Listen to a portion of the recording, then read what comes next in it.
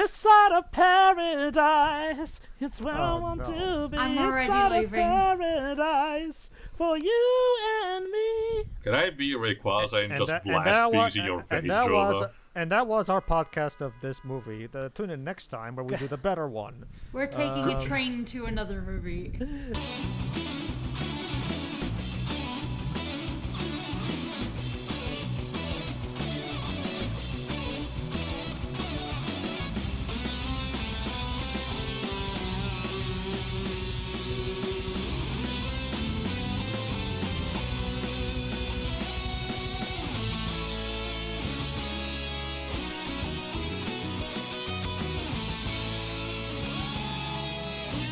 Greetings, everybody, and welcome to another exciting episode of the Silver Screen Conference. I'm your host, Digimon11. With me today with Shiroi, Hello.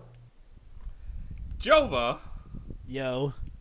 and Pedro, Hey, featuring Tia. I'm still here somehow. Yeah. Still here. I He's We still the decided to guest keep star, him. even though he's you been. mean- judged some in Italy. don't you mean to that you're here? ... now. So yeah, it's another good Pokemon movie. Uh-oh. I'm glad I'm not the only one who liked this. It's Yeah. okay. So, Like, so, it's so wait, Jova. So what's the name of today's movie?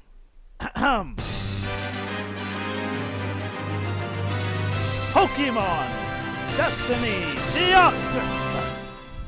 Deoxys. wait. I think. Yeah, someone's that is confused. the name. Yes. Oh wait, right, you're right. I was thinking something else. What's the Japanese name, Dad? Pocket Monsters, Advanced Generation, the movie, Sky-Splitting Visitor, Deoxys. And That's a Knuckles. mouthful. Officially Yeah. known as Deoxys the Visitor in Japan, according to Bulbapedia. So yeah, I speculated that this would be another good one of the Pokemon movies from what I recall seeing it, and I was glad to see that I was right. This is yet again one of the good ones. It actually does some things that Pokemon Free did. I mean, I don't mean it does it exactly the same, but like with Pokemon Free, this is a movie tackling stuff like mental health issues, and also an interesting aspect of what would it be like in a world of Pokemon if you were a kid who's freaking terrified of Pokemon. I wouldn't say mental health issues, but I understand. what you mean. PTSD, stress and trauma. Oh, okay, yeah. Yeah, Jova is technically correct. However, I would personally argue that the movie treats these thematics kind of poorly. But we're one thing at a time. So, Jova, that summary, please. Right, so we start off this movie going inside a Pokeball. No, seriously, we do go inside a Pokeball. And we open up with a look at all these special Pokemon, and even the jobber himself, Suicune. Even, yeah, we get a God, he montage keeps of... doing this. Similar, I get it. Is this like the modus operandi of the OVA that we get in the montage as a snippet of the previous movies? I was gonna say, that was quite surprising. Kinda. Yeah. Something like that was present in Jiachi Wishmaker, so I was wondering if it's gonna be the recurring thing Yeah, now. pretty much. They'll be like, okay. We have to appeal to those people who kept complaining for years that if you didn't watch the show and don't know anything about Pokemon, so here's the world of Pokemon explanation. Also, now with 25% more CGI. I will give this movie... Yeah, yes, the CGI in okay, this okay, movie yeah. is... well, it's not There- as bad as Forever, but it's noticeable. Yeah, okay. So I was watching this with Pedro, and I hate to put you under the bus, buddy. He was wondering why the CGI wasn't as good as Megaton Musashi.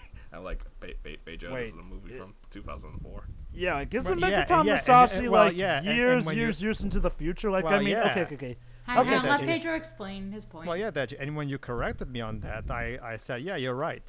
So, Yeah. so I failed to realize why you're bringing this up. To be honest. Yeah, okay, Dad, you kind of did throw Pedro under the bus for no reason Yeah. there. I Deji had was to get out of my- driving the bus, it seems. Okay, Dads, are you literally the human incarnate of Mario Party at this point? I have to ask. Yes.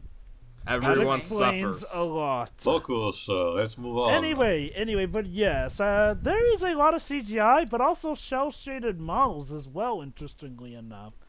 Some of these almost look like a prototype for the Pokemon starting with the 3DS games.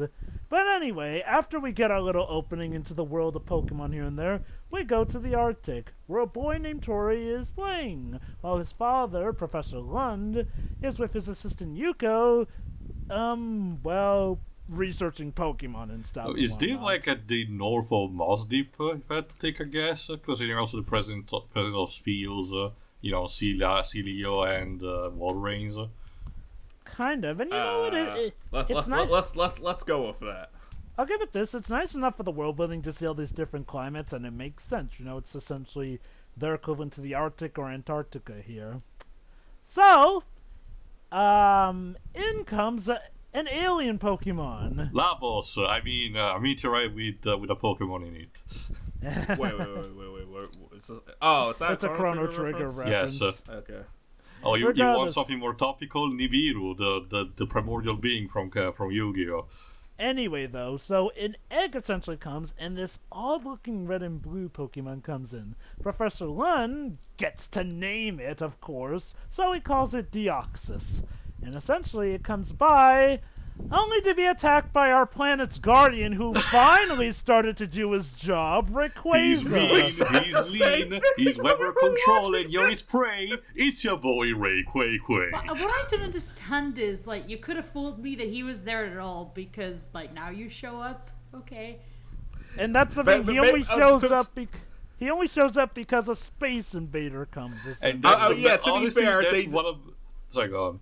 They did say, hey, what's Deoxys doing? Because he never leaves the ozone layer. Oh, Rayquaza. No. Yeah, Rayquaza. It's Rayquaza that never leaves the ozone layer. Also, My Rayquaza finally exists in these movies, can I just say? And, Where have you been? That's one of the best things I love about this movie, because throughout the entire OVA, he's fucking pissed. And holy cow, I'll give this movie credit. It did its legendary solid. Not just that, you can tell that at least with this one, they had in mind the ideal classic kaiju movies.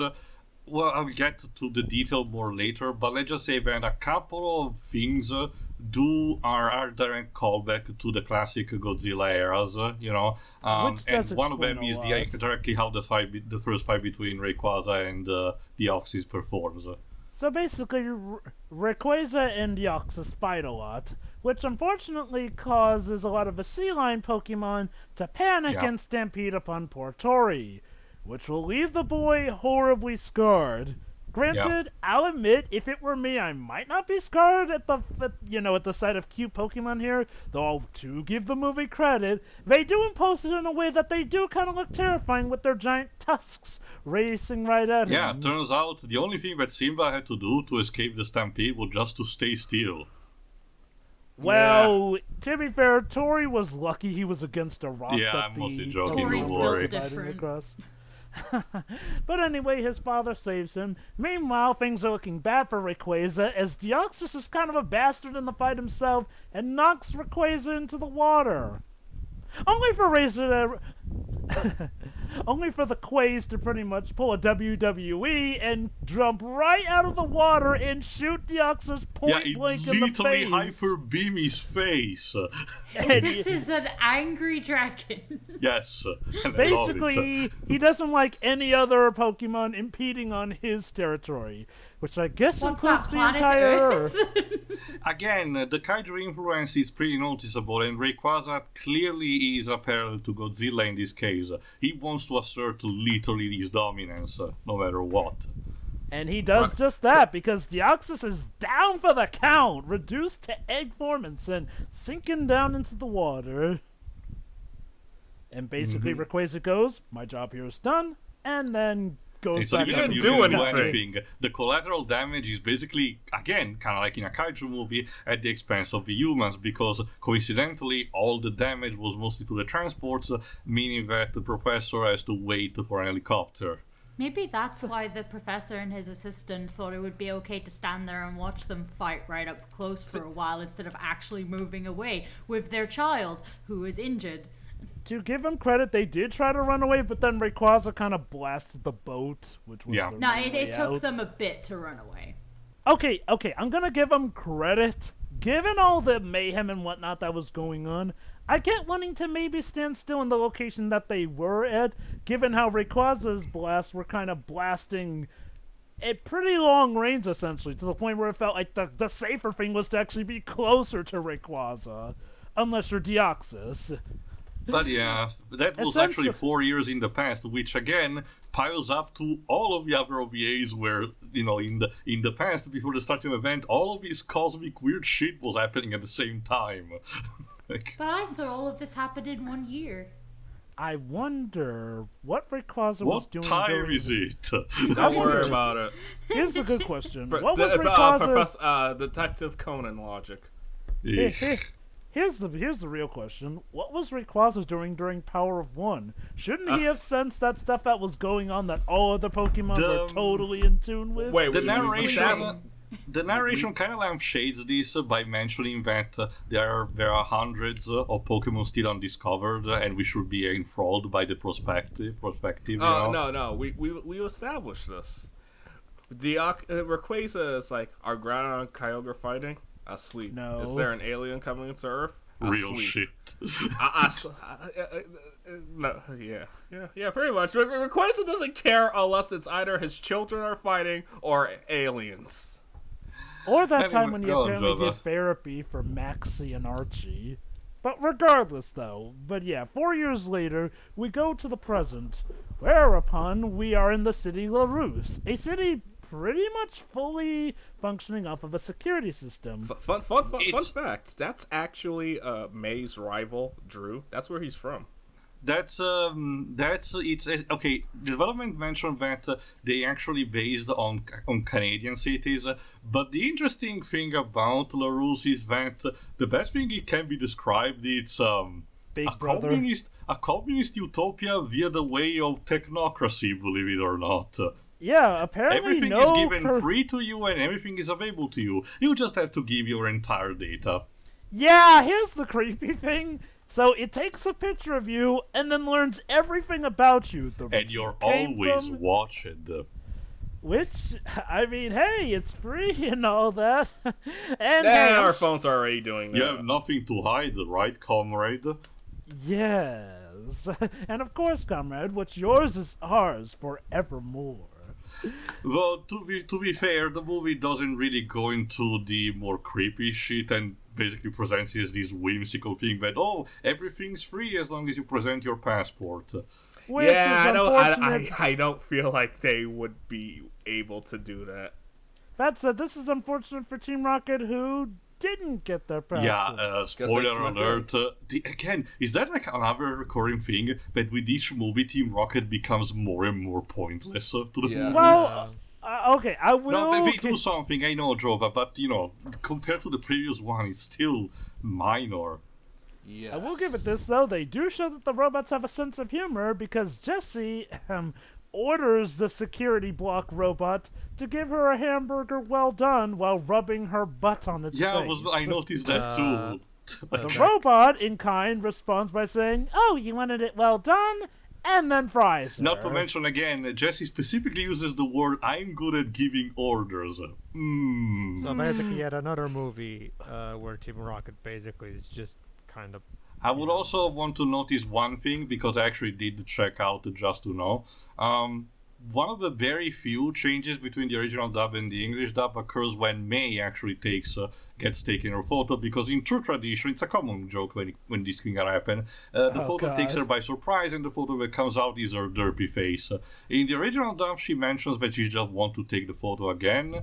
In the dub, she mentions that she will not send the passport home, implying that she's treating it like a postcard. What? Get it? That's It's not a what you Christmas mean. card joke. I'm pretty sure But it's a passport. It's like a document. It's like, oh, I want to send like my ID card as a present or something. No, souvenir. Teo, hold on. Teo, you misunderstand. The reason she says, I'm definitely not sending this home, as in, I'm not sending this photograph to my parents. But the Like, photograph was not existent. It was literally glued to the passport anyway. It's Oh, okay, that. Tio. It's essentially a joke about how it's an embarrassing picture. Well, yeah, Nothing I more, just think nothing that less. the original did not overcomplicate things. I don't think it's really overcomplicated. It's actually simple. It's embarrassing and she doesn't want anyone else to see it. There you go. Anyway, moving on. Anyway, though, so yeah, again, highly technological city here and there. And it even incorporates some stuff with the games here, because this is Yeah, the actually the place moving with the famous panels, battle towers. The bane of Twitch And plays yes- Pokemon. And yes, the moving panels, but more importantly, the reason Ash and company have come here is because of the famous battle tower. Yeah. And yes, like Tio mentioned, we do have the moving panels. Anyone who's played Twitch Plays Pokemon will be all too familiar with how much those can be And annoying. Ash Wow, kind that's of a deep basically cut reflects reference. what happened with the protagonist afflicted by the voices in that. Just being a complete dork, essentially. Until he's stopped by the cool, trainer. Rafe, essentially. I love Rafe. Okay. Rafe is the dick character done just the right amount, I'd say. Like, sure, he starts off as a dick, but becomes better, but it's done in a way where it doesn't feel too immediate. And all the same, you can't blame him for just maybe finding issue with a guy who's blatantly running against the stairs Not that were to clearly mention, pointing not that to other mention the way. key factor with Rafe, he gets shit done all the time. Damn straight. He even rescues Ash by having his Blaziken come and put him on the Side right note, path. yeah, another thing that I wanted to notice out, which will segue into this movie is my eternal reminder why I cannot stand the Pokemon just mentioning their name, because in the first couple of minutes it becomes obnoxious, no matter the dub. It's just a gimmick that I don't understand. Subsequently, when Blaziken show up, the voice that comes out of it was a bit unexpected, I have to admit. Really? I always expected he would sound deep and masculine. I'm like that. mostly used to Blazikens being, handled by people like Jaden Animation, so I was thinking more like of a Valkyrie cry or something, Man, you would have hated what the original concept for the anime was. Well, that's all not the really Pokemon fair. were meant to talk. Well, that's not really fair. I mean, you're using a standard from a fan-made animation. I'm so not really, criticizing the movie for it. Whatever. Go on, Anyway, Jova. though, so yeah, we come across this guy named Rafe, his two twin sisters, and Yeah, a guy that's another named... reference to the kaiju movies. The twin sister, which also have for Pokemon a Masquerade and a Surskit, are actually a reference to the Godzilla movie, specifically to the kaiju Mothra, because that one is actually always accompanied, is in the shape of Mothra, and always accompanied by two small twins that most of the time talks in unison. So it's a blatantly direct one. Wow, really? I actually didn't know that. Yeah. I've gotten even more appreciation for this movie, thanks to you. And also the girl, Rebecca. Oh, She- right. Voiced by Amy. She These are actually these- made a cameo in the last movie when she was battling Brendan in the battle tower. Yeah, When from you what I say heard, last movie, do you mean most recent one, or... The one that we commentated on. Oh, neat. But, Jirachi Wishmaker. Yeah, basically, the movie makes a big deal about how she's a Metagross trainer, and I guess Metagrosses are a big deal in the Pokemon universe. Oh, yeah. You have to remember, it's the signature Pokemon of the Gen 3 normal, Steven. champion. So it's kind of like hyped up. And to be honest, it's still a good Pokemon to raise and everything. So. It is. And meanwhile, there's this guy named Sid, whose main Pokemon is a Blastoise. He has a crush on May. That's a thing. And yeah, And the he's entire a bit- contribution of Max in this movie is mostly just for comedic purpose to tell Sid to fuck off and to Brock to fuck off when instead he He tries got to flirt with demoted. Rebecca. Can I talk about how that guy who have a crush on May is really creepy about it? Sid, yeah. Not to Yeah. mention the unintentional creepiness. There's this specific frame where May and Max introduce themselves, and then the guy is supposed to say, May, oh, you look pretty cute. But the way the pace of the scene is constructed, it kind of sounded he was saying that to Max, and I had to pause the video. I was like, what the fuck? Oh my god. Seriously. So anyway, Ash challenges Rafe to a Pokemon battle, and they make their way to the battle tower, where they need to get registered. Ash, while Ash's friends go to the stands to watch him, Ash goes to look to get registered but can't find the area. That's when he runs into Tori, who, as we see in the present, has this very, very weird-looking friend of his. Yeah. What do I mean by weird? Well, his friend is a green-lit ghost in a diamond shape. Yeah. Yep. Meanwhile, Tori's father has been trying to do something with the green Deoxys egg, which they recovered after, the first Deoxys got knocked into the water. He seems very determined to revive and regenerate With it. lasers, yeah.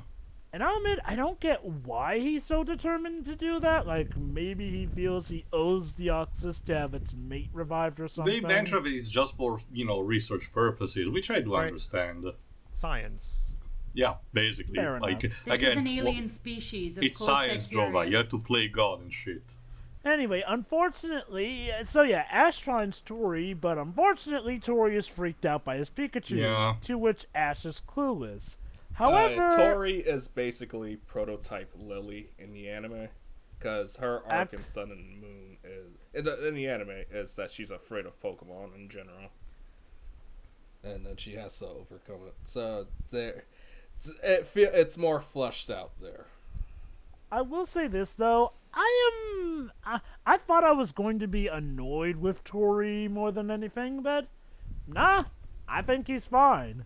Now, granted, I don't think it's perfect how they deal with his problems here and there. I will agree that maybe we could have used a bit more runtime here, but I do respect that the movie did at least flesh out its runtime enough to make it feel like, in my opinion, it was handled relatively well. Like, it's not like he immediately just, suddenly likes Pokemon suddenly. No, there is an arc to it, I would argue. Yeah, I was about to mention, this first outing with Ash is still fine, because at the very least Ash is clueless about the situation, and the rushing of the situation does not allow anyone to explain, because, Tori, again, is legitimately having a panic attack, genuinely portrayed and everything, and Ash Ash not knowing tries to ask a question, but not knowing answer, doesn't know what to do, and even the steward they meet, that introduces them to the battle arena, doesn't tell anything because we're in a rush to start. True.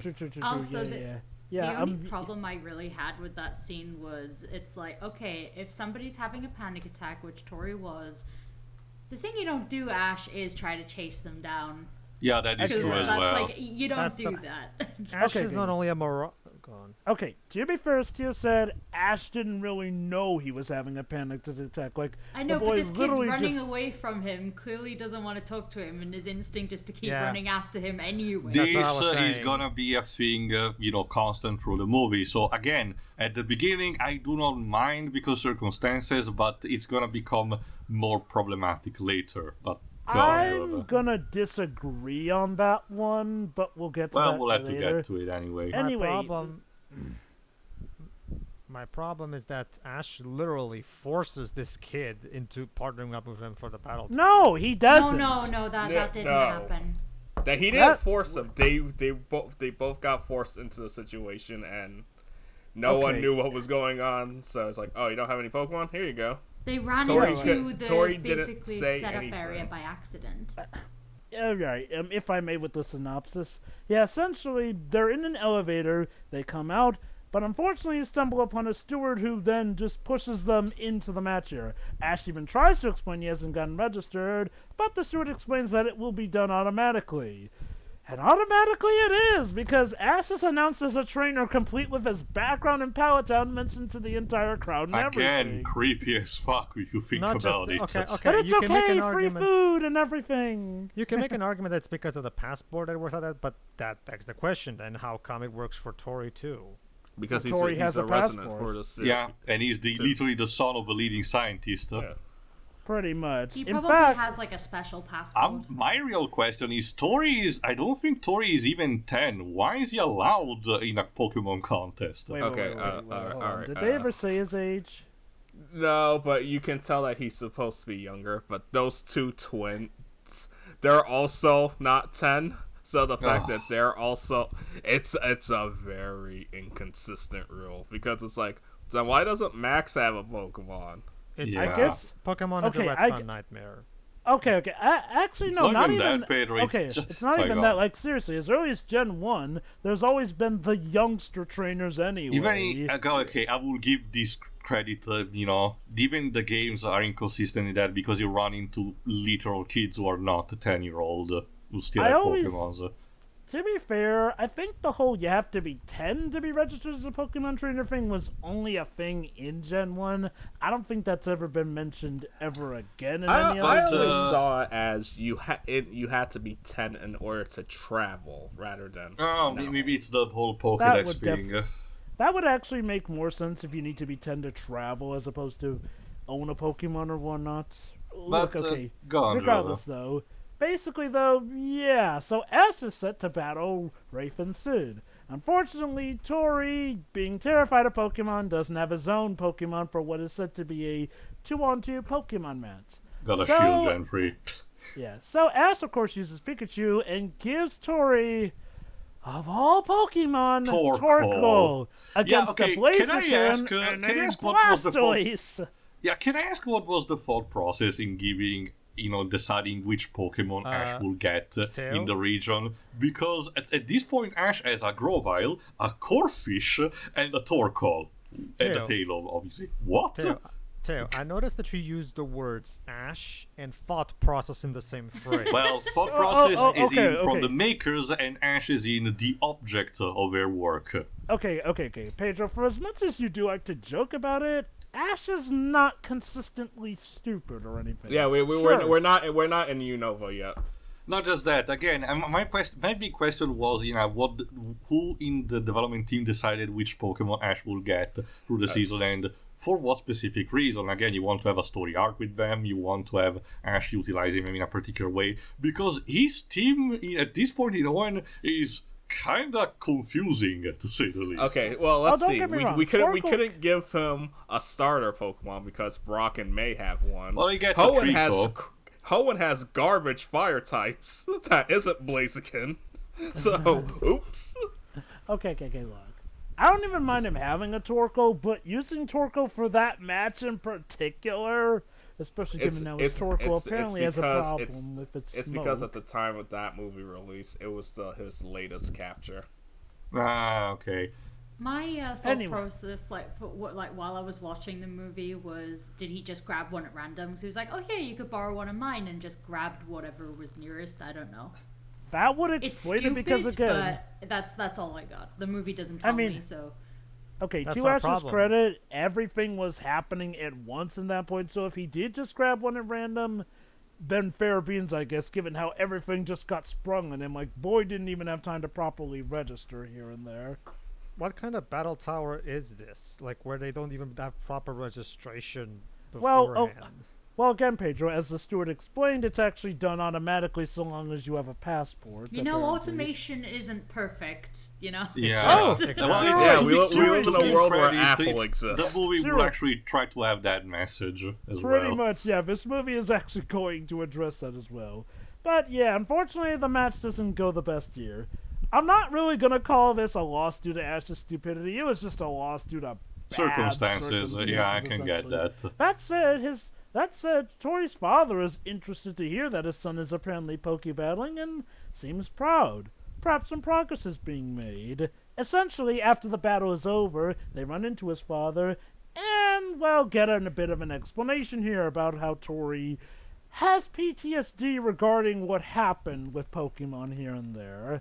So Ash and company want to help him out with that, essentially, More help him get over like, his yeah, fear that's with the that. thing. Professor Lund, Professor Lund tells that he's proud of his son, and he responds he's legitimately run away because he's still freaking the fuck out.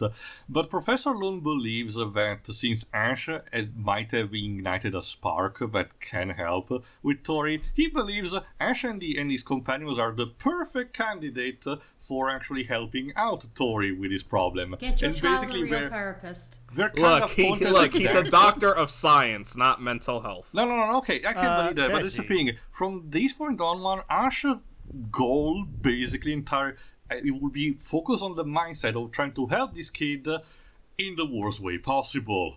Okay. Yeah. I'm not gonna agree on it being the worst way possible, because I don't.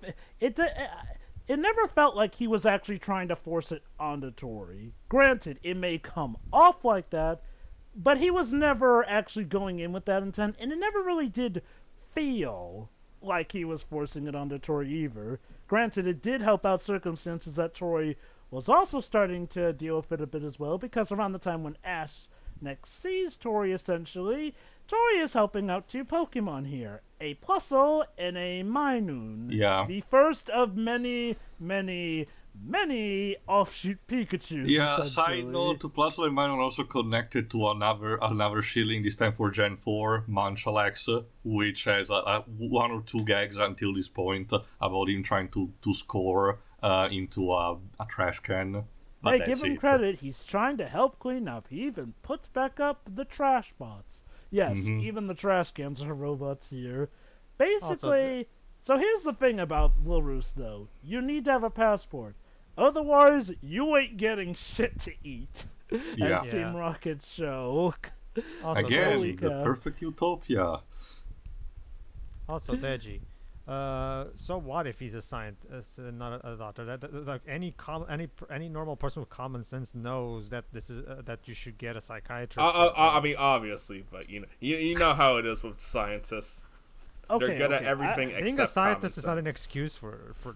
Honestly, there's nothing to suggest that he didn't try to get a sun therapy. He did give a little side bit that they have been trying stuff, but it hasn't There worked is until now, there is a essentially. hint of neglect though, because again, when we started the after the time skip, we see that Tori spends most of his time just in his little bubble. It's a pyramid, as a dome, talking with his ghost friend basically, and the Favre is most busy with his work anyway. So there's the hint that he's preferring this solution for the time being instead of actively seeking a solution to the problem.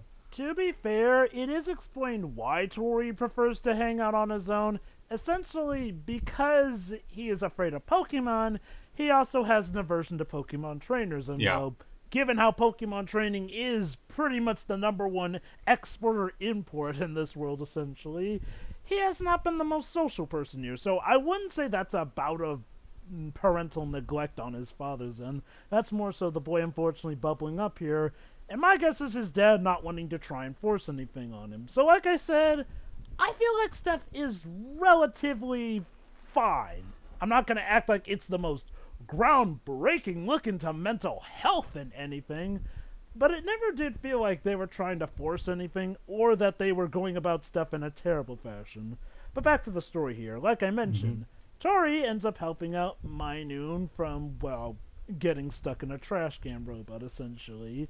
He starts out, starting to warm up to them, but unfortunately is still uncomfortable with them. And that's when Ash and company then catch up to him. Brock proposes to maybe help get Tori a bit more in tune with Pokemon by holding a bit of a Pokemon feast, a picnic of sorts here, which is where our heroes first run into Munchlax here. A Pokemon Yeah, more directly. with a very big twist surrounding him, as you'll come to see. But anyway, Brock's cooking as usual is delicious, Pokemon come out to see it, and Tori, while he's still not comfortable about the Pokemon, does finally get to see them from more of a cuter angle inside here and there. So, not too bad. Meanwhile, though, back in the Arctic, Deoxys finally wakes back up, and now it's his turn to be pissed as all hell. Basically, he releases Purple Aurora Borealis. Aurora Borealis. Yes. Okay, We who's get it in good at different photoshopping? colors, Because this I movie. I need someone to Photoshop Deoxys as Skinner. That's a mental Again, image it's- I'm not it's sure more- I'm okay with. Again, I will save the more obvious joke instead by the end of the movie when it becomes more relevant. But continue, Joe. But yeah, Deoxys is coming towards the city. And as you can imagine, that's also gonna get Mr. Ozone Dragon stirred up as Pissed. well. Yeah. I He's was like, napping. "Wait, did I just sense Deoxys doing anything other than being dead or asleep? Oh, you Again, did not! it's pure classic Godzilla energy. If there are two kaijus fighting and he's not involved, he's gonna try to barge in the scene because he wants a piece of a fight. Honestly, you know what? Now this makes me imagine a circumstance where Rayquaza has to pick between stopping Deoxys or stopping Groudon and Cyorgi from It's fighting. the button. It's press the button choice meme. Go on. Like, will you stop your two kids from destroying the world? Or No. will you continue to pursue this one alien invader who's apparently stomping in on your territory? My two kids who I can yell at anytime, or the alien that wrecks my shit. Go on, Java. Anyway, though, so later, Tori and Yuko come out here with Pokemon cookies here. So, Tori's willing to maybe give mingling with Pokemon a bit more of a try.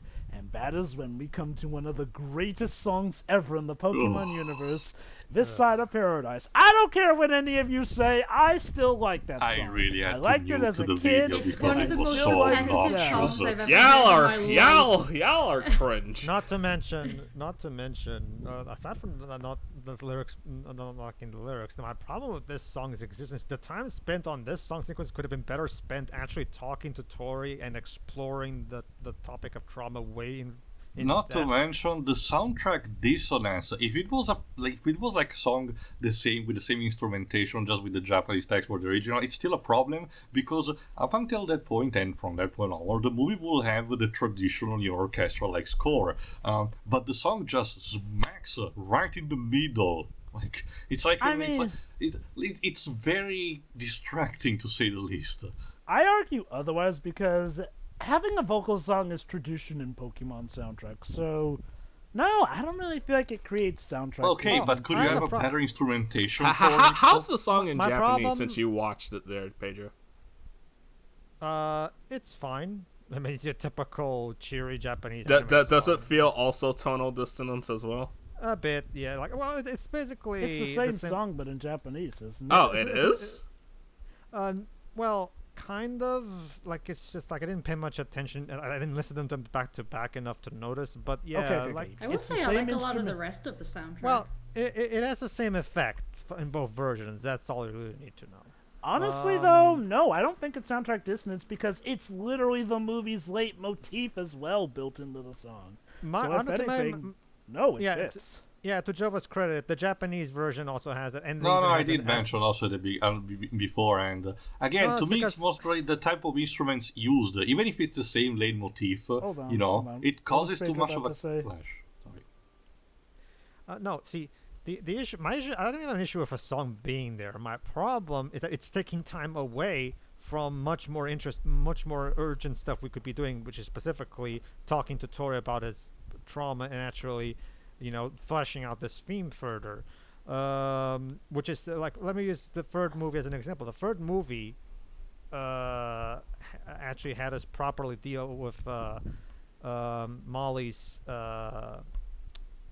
Molly's issues, whereas and to the movie's credit, it will have right after the song an actual conversation with Ash and Tori. So Jova, please get into it so I can talk about Yeah. it. That's actually why I'm not bugged by that. I mean, to give this movie credit, it has a good enough length and runtime so that it does feel like the ideas are at least properly explored. Just get to the Anyway, to the though, but yes, conversation but yes. so I can talk about it. So yeah, after the song and dance bit here and there, Ash and Tori settle down to discuss further about Tori's trauma with Pokemon, but how he's now willing to give it more of a shot here and there. In fact, he's almost ready to pet Pikachu until Corvus interjects and kind of spooks him. Oh, that's Corfish being Corfish. So what did you want to say, Pedro? Now, my issue with okay. I don't have an issue with the conversation per se. My problem is that it's the only major time in the movie where Tori speaks with anyone in a quiet, heart-to-heart scene about his issues. And we needed much more than this for the arc to be properly conveyed, because this is not something that can be handled this lightly. You need to have more like.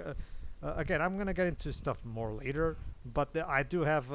There's a lot of missed potential in what they could do relating to the friendship between Tori and that thing that is his friend that I will not say yet because Joe hasn't gotten to it yet. But yeah, let's Actually, it's just funny say you this. mention that because the next few scenes are actually him about to show all the other trainers his friend actually at the dome, essentially. It's just that, like I said, this conversation, we need more of this, much more of this. I'm gonna argue that it was enough for the movie, but I can see where you're coming from. Again. Given all the stuff the movie has packed into it, I feel that they did do a keen enough job tying it in here and there. And I do feel like that one scene with Ash is pretty much enough. Like, at that point, what needs to be said has been said, essentially, at that point. We now have the problem clearly in front of us, and we do need to fix it. Yes, Des?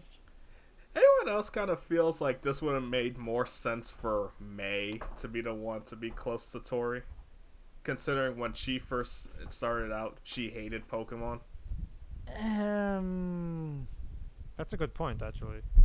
Maybe, I guess. I mean, granted, I'll admit, I kind of forgot May used to hate Pokemon. If Heroes is anything to go, if Heroes and other previous movies are anything to go like the edge, is the fact that these movies want to designate Ash as the leading role no matter circumstances, even if it seems that he's not fitting. So I don't know, Tio. Pokemon Jirachi kind of focused on Max a lot more. Oh yeah, but it's still Ash who had to save the day against, the Tyrus Groudon. Well, okay, honestly, Ash saving the day, I'm fine with that. But, the movie still gave more focus to Max when it needed to. Fair enough, I get what you mean. Go on. Which is interesting thing to bring up, actually, because one of my issues with this movie is how Max, Brock, and May, which are supposed to be Ash's second... they're supposed to be the co-protagonists, kind of. And yet they don't do jack okay, for I most argue of this. Brock at the very least does something, not much, but something. But I have to agree on May and particularly Max. Max is just there for comedy relief. I get what they were trying to do. Again, try to impede Brock from being his usual self, and to snark a bit about his sister a couple of times. But the closest we get is him becoming slightly friend with Munchlax, and there's barely anything about that too. So don't worry, May catches a Munchlax later, don't worry. Yeah, about Continue, that. Regardless, okay. So yeah, they all get to meet Tori's friend. Unfortunately, at this time, Deoxys is now about to go straight on the attack. Yeah. And in one of the worst ways possible. He's going to essentially take the city hostage, clone himself, and make these creepy purplish clones of himself, which then start kidnapping people and taking them to Epcot. No, seriously, it's the silver ball from Epcot. Okay, also, to mention quickly, as soon the security does manages to spot Deoxys at some point, which I argue still takes too much for a city that's heavily technologically advanced like this one, but still, we managed to spot him. So the Professor Lund has the bright idea to actually start a mass evacuation because he understands Rayquaza is coming and shit's about to go down, so let's try to have less casualties possible. Among the shots of the evacuation, we get this awful CGI shot of people barking on a boat where everything in CGI and everyone looks awful in it. Man, Pedro, it was a real bad time for us to watch The Dark Knight. That's a sick. When something bursts out I like around, using it was CGI for some of the Pokemons like Deoxys to grant the terrifying factoid that I mentioned. Yeah, it's a nice process as well, but out of nowhere we get this shot of people in CGI embarking the boat, and it's just PS1 tier. Like, and this movie was released in 2006. 4. Sorry, 2004 still, like, you'd think they will make that kind of shot a bit better or at least keep it 2D, but no. Oh my god, this movie came out in 2004. Wow. In Japan. This movie also has a bit of a weird release because of Miramax being the last movie where they distributed overseas. They literally held it hostage, and some countries like Spain and Australia still haven't got it to this very day. America, they aired this. The premiere was this on a Saturday morning. So basically, the dev slot. No. This was when people were still watching TV. Okay. It was Kids WB, but it was still. Don't forget, Tio. Saturday morning cartoons were big for a reason. Yeah, that was basically Pokemon shtick. But yeah, that was just being mentioned about the evacuation. Go on, Joe. Yeah, the evacuation goes on. Professor Lund tries to get to his son, but unfortunately gets caught up in a crowd, which ends up pushing him off a bridge that the blocks make, which, to be fair, handy to have the blocks literally make a bridge for anyone else who couldn't make it onto a ferry. Also, question, particular to Shirei. Am I the only one who noticed that scene with Professor Lund, tripping and accidentally, being on the reactivated platforms and eventually falling to the water, is, again, despite being played for extreme drama, complete with the music and Pat Vediki not Rishi's son, is kinda unintentionally comedic. It's a comedy of errors. Again, it shouldn't be because it's such a dramatic moment, but you see him essentially be the victim of slapsticks. I'll admit, I feel like it can work either way, so... I do believe it's something that the animators did not fall through, probably, but it's a thing. I know it's not really, but my only thought was, wow, Free Guy ripped this off. I knew I'd see that movie. Alright. Anyway, though, but yes, unfortunately, in order to keep Rayquaza from beating him like he did last time, Deoxys, like a pussy, races up a shield around the entire city here, which does not please Rayquaza. Oh no, and he's patient enough to keep trying until he actually breaks the fucking thing. Like, give Rayquaza credit. When he actually does start doing his job, he is very effective at it. Again, I still have a soft spot for this unapologetically angry character He who will won't not stop stop yelling. at nothing. Yeah. No. Anyway, but yes. Unfortunately, Deoxys has now got it to the point where the city goes on a shutdown. Even with the backup generators running it, Deoxys essentially has the city captive, and literally kidnaps people and takes them to Epcot. It's literally the golf ball building from Epcot. Like, maybe that was a cheeky reference or whatnot, but holy Again, I cow. wonder, considering the team mentioned that they traveled to Canada for inspiration. I guess maybe they stopped at Disney World on the way there. Possible. Yeah, they went to Florida first, then Then went to to Canada. Canada. Okay, so from humid heat to potential blistering cold. Nice. Anyway. There are some places in Canada where it's not cold, right? I know, but I love to imagine that they went from one extreme climate to the other. Regardless, though, things aren't looking good here, and I will give the movie credit here. It does pull off the apocalyptic setting relatively well, with essentially the city being more or less abandoned, and anyone who's not caught has to escape these zombie Deoxys monsters. Hell, even Team Rocket and Minun get captured too, as does Even Sid Sid. and Blastoise. Yeah. So, it's pretty much up to us to figure out a way to get out of this situation.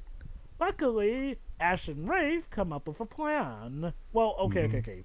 To be fair, there is the scene where first we need to get food. Like, yeah. The characters are actually at risk of dying of starvation and dehydration. Again, kaiju inspiration. The human characters are trying to have a survival situation in a fight against monsters. Also, I love how it looks to be 3 a.m. and Rayquaza is still bashing against that shield. I would also notice one positive thing. As per tradition with anime, the city at night is absolutely gorgeous to look at. If there's one thing that anime consistently always manages to make right, is a metropolitan-like city at night being the best thing ever. But, essentially, we get one of the greatest lead-ins to a gotta catch 'em all joke, essentially, where Pikachu has the bright idea to shock one of the robots back to life, particularly the hot dog robot, who They then hadn't starts eaten giving for a them while hot by dogs. this point. They even have use in one particular scene, really doing that sequence, the slot machine jackpot sound effects, and I was like, okay, funny, I guess. And I love how Brock of all people who says, gotta catch 'em all. That was actually an addition from 4Kids, in case you're wondering. Yeah, more. I don't know, I like that. It's fine. Yeah, I was fine. What does he say in the Japanese version? Something, I hear correctly, something like, oh, thank goodness, we're getting these. Again, Unfortunately, 4Kids edition is fine, I don't mind this time. Unfortunately, Deoxys has to be a dick, attack them, and then kidnaps the hot dog robot. Like, And a Also bunny. mine. damn. Yeah. It's Yeah. because it's like the movie tries to imply that Deoxys can't see or something like that. Yeah, we get this Supposedly- Deoxys vision, which is super trippy. Supposedly, Deoxys only captures what it views to be alive, and since the robot was active, it probably viewed it as such. Because when the robot The does movie actually does deactivate mention again, it up after a bit. I don't know how much later, but again, it's not that much of a spoiler. Again, Deoxys' vision is impaired by living things and electricity, essentially. So anything that... This is foreshadowed at the beginning of the movie where during the fight with Rayquaza, there are some electrical equipment that's producing sparks, and Deoxys is kind of destabilized by looking at that. My one issue that I do have by this point in the movie is how, like, for example, like the movie tries to imply that like that there's a common respect between Ash and Rafe, even though the two characters have barely even actually properly talked to one another. Actually, you're Pedro, forgetting a Pedro, they lot of fought scenes. once. Can I finish? Sorry, was just God. making a joke. Thank you. Like they never actually had a heart-to-heart, a meaningful heart-to-heart conversation, and yet we still have moments where they do the whole thumbs up to each other and everything. But And you're again, it's forgetting integral scenes with them still. No, I'm not. Yeah, you are. Like they actually did have a little get together in the Pokemon Park here and there, and while they were starting to mellow out with each other, it's not like they immediately default to the best of friends. It's more like they develop respect actually during the apocalypse setting thing with Deoxys, where they sort of have to band together and work together. It's not what you're suggesting, where it's suddenly they're friends and whatnot. There was actually a process to that. They never really disliked each other anyway. It was more Well, just... they. It was more. It true. was, okay, Rafi was a bit slightly dickish at the beginning, Yes. but it was more playful than outright antagonistic. Well, I never and said Ash he was was a just dick. his usual stupidly pissed off, but Well, he mellowed out after the Well, fight. it's not. I'm Pretty not saying it's a much. thing, I was just saying it's another thing about that song. That time doing that song could have been better spent in having the two characters talk to each other. I character feel like what we development, had that thing. I feel like what we had regarding Ash and Rafe was fine enough, and again, I don't feel like the song really took that much time away, honestly. All right. Anyway, but Mine who yeah. gets kidnapped, be sad, please. So anyway, I will, now, actually. yeah, true. Mine didn't. I would deserve also that. say this. Plus, Minun have probably the best, not the most decent kind of Pokemon cries. So during the more dramatic, and emotional scenes, they actually managed to work out for me. Yeah. So anyway, Ash and Rafe develop a plan. Essentially, what they're going to do is do a little bit of a switcheroo and play a bit of chess by sacrificing a piece. Essentially, what they do is escape from the lab, all while the plan to restart the lab so that they can get the generator working, which can help Deoxys' friend regenerate and should hopefully get Ryoxys to settle down. Which is good timing, because at this point, Rayquaza has now broken through the barrier through sheer force and determination of will. He manages is to angry. Yes, Like- angry snake. Yeah. He manages to blast a hole into the force field and forces his way in. And then, well, later he pretty much cleans house on all the Deoxys clones. But before that, the Deoxys clones are chasing Ash, Rafe, and company. Rafe gives Ash and company the chance to escape. And then suddenly, after he and Blaziken have, well, overheated quite a bit to oblivion, Yeah. suddenly stops attacking and lets themselves get captured. Why is this? Because Rafe had the plan to work with the electricity. See, Rafe's actually pretty good with electricity, so he can work from the inside where a lot of people are being held at, again, the Epcot Center of all things. So, meanwhile, from the outside, Ash, Pikachu, Plusle, and from the inside, Minun can now commune the electricity to help activate it and release everyone out, which works. Meanwhile, Rayquaza finally catches up with Deoxys after destroying all those clones and, well, once again goes to town on him. And I'll admit, even I could see the kaiju influences with just how much wrecked the city gets in the wake of their fight. Holy cow. Of course, Deoxys is not above fighting dirty here and there and does get a few sucker punches in on Rayquaza. More on that later. So, everyone else, Brock, May, the twins, Wraith, Sid, Blastoise, all their Pokemon, and even some of the wild Pokemon, are essentially getting the fans moving again to generate enough energy to help the regeneration of Deoxys' friend, which is witnessed by Ash, Tori, and Yuko. And Team Rocket is in the, like, in a small angle in the forest, pedaling and being miserable. Jesus. But they're helping. God bless them, they're helping once again. So yeah, that gets enough power, and Tori's friend, which turns out to be the other Deoxys, finally comes back proper, now showing off a green Aurora Borealis in response to the other Deoxys' purple Aurora Borealis. It takes Ash, Tori, and Pikachu with him, essentially, and goes to find his friend, who's about to lay a killing blow on Rayquaza. But the other Deoxys thankfully comes in shield mode, which helps save Rayquaza from death. Or, then again, knowing Rayquaza, it probably wouldn't have even have killed him. It would have at best burrowed him into the earth and made him more pissed. Oh wait, no, that's exactly what this blast still did despite the shielding. Yeah, you think it's gonna be a happy ending now that the two Deoxyses are back? Well, yeah, Rayquaza's got something to say about that.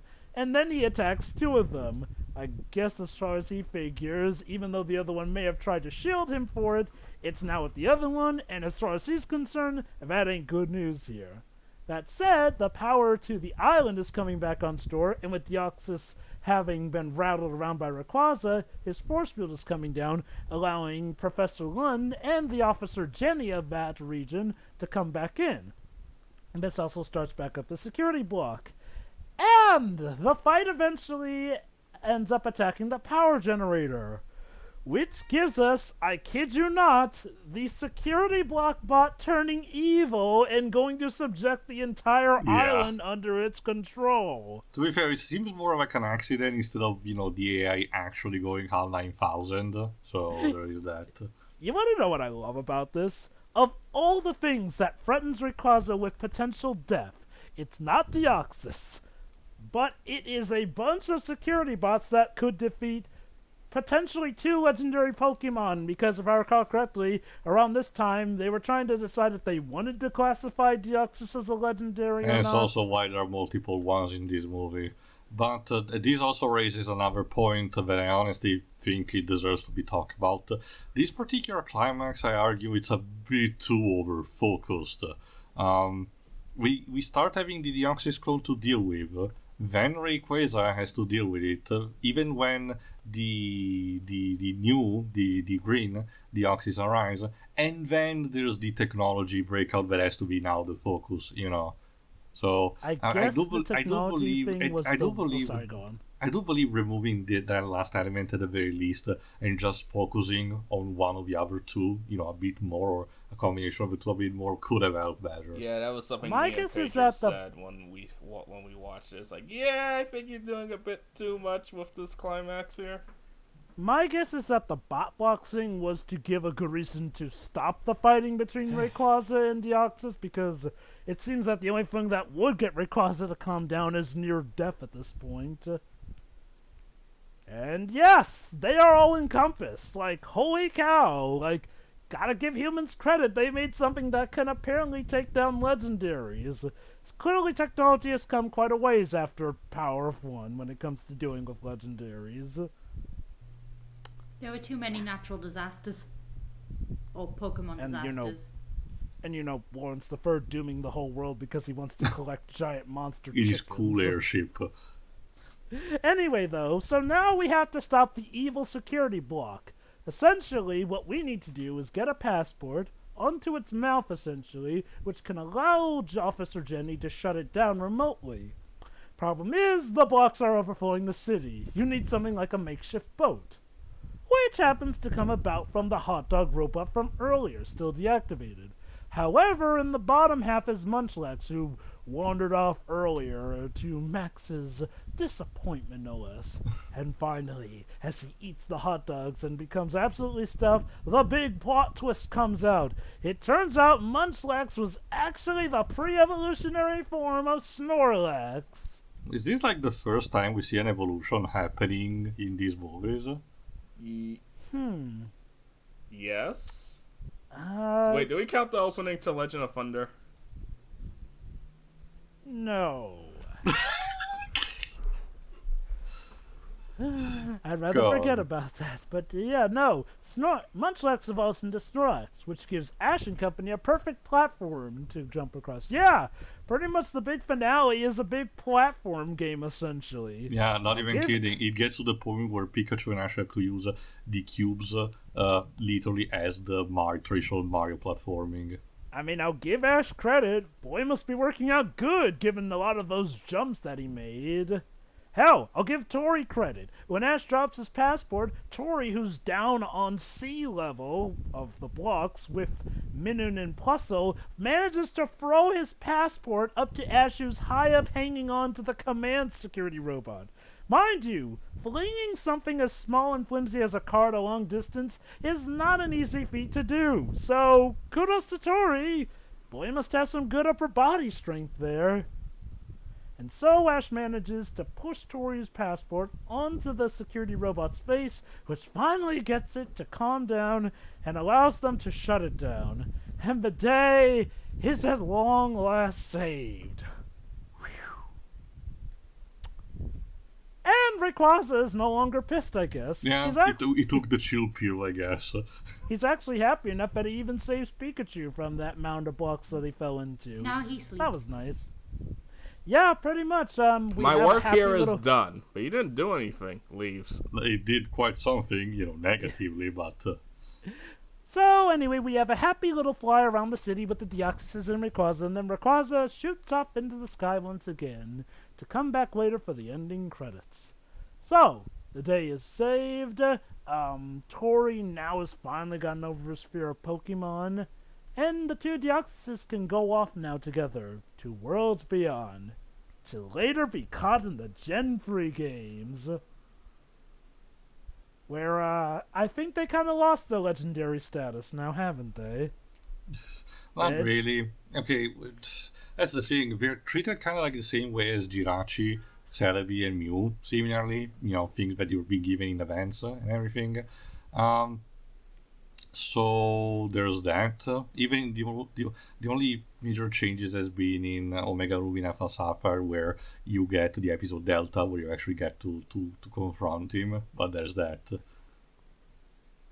Yeah, technically. So yeah, that's the thing. That's kind of the end of the movie. After the attack, it kind of just stops. Even the goodbye between Ash and his companions and Tori and the others is just very fast.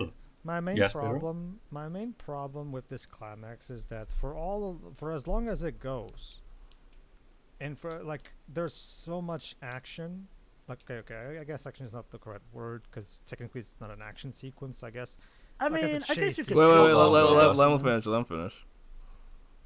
I guess a chase sequence, it would be maybe the most appropriate term for it. But for example, Tori is in a moment of tension. He has to finally overcome his trauma and help, and then of course his Deoxys friend, not the one that's pretty much in the movie, the actual one that he's been talking to, even unbeknownst to him, one and that's how he suppresses the trauma. Whereas and like I said, like I've alluded to before. It would have been much more effective if we cut out 10 minutes of this chase sequence to have it so that maybe here's what I would have done if I was writing the movie. Have it so that this Deoxys that's been on this that was in the Green Egg thing, because of his friendship with Max, realizes that humans are not all bad, and it's for that he makes the other Deoxys see the error of his ways. Which by extension also can serve as a great way for Tori to realize, wow, without even realizing, I befriended the Pokemon, those things that I'm afraid of, And this could actually be a much more effective use of the whole overcoming trauma thing. That's why I'm miffed at because there's so much great potential in this, but the way they go about doing the whole trauma thing is just doing it in a simplistic way. And like I said, the Deoxys characters are given little to no characterization, whereas when the one that befriends Tori, if anything, should get some more proper characterization to properly deal with the theme. It's and combined with that, the climax as a result comes across to me as just like it goes on for way longer than it needs to, and it really makes you wonder. There's so much better ways you can go about this. Pedro's argument is giving me not an idea, but a thought. Though in reverse, my questioning would be instead, why hasn't the green Deoxys gone apeshit instead? Because he's been trapped by the humans for 4 years, tormented and subjected all the time, and his only way of escaping is talking to a child that is literally frightened by anything else and confined in secret. Why isn't he the main villain? Well, to be fair, he was never. We have seen what happened with Mewtwo, right? That's the thing. He was never tormented, and if anything, the humans actually were trying to regenerate him, essentially. Hell, it's the humans that do regenerate him in the first place. Like, no, the green Deoxys has no reason to be mad at the humans whatsoever. In fact, the human was his best friend for out here and there. That's my argument. Yeah, that's exactly my argument. I also want to point out something that Pedro said. He literally just described like half of what happens at the end of X and Y, the X and Y anime. Well, I haven't seen it. I know, it's just hilarious. Like, wait a minute. Also, okay. Deji, I don't have any doubts that X and Y is good. Oh no! I'm not saying that. It's just like, wait a minute. You just described what the final arc was. Well, then I can tell you that show definitely has much better writing than. Yeah, that's actually funny. Anyway, Shiroi. I mean, also about the whole trapped thing. If the ghost form is essentially his soul / life force or whatever, technically they weren't even trapped in the first place. They were kind of just dormant, but I didn't really get the sense that they were trapped at all. I will say this. The movie's still good, but I do agree that your idea there, Pedro, could have been something to expand on it to make it even better. So yeah, I still do like the movie. I do get what you mean, and I do agree that would have been a nice thing. I mean, I know that would have been a nice thing. I've seen Pokemon X and Y, so... Sure. No, the reason I say this... the reason I say this is because the movie in general does have good ideas, but it feels undercooked. It indulges itself a bit too much on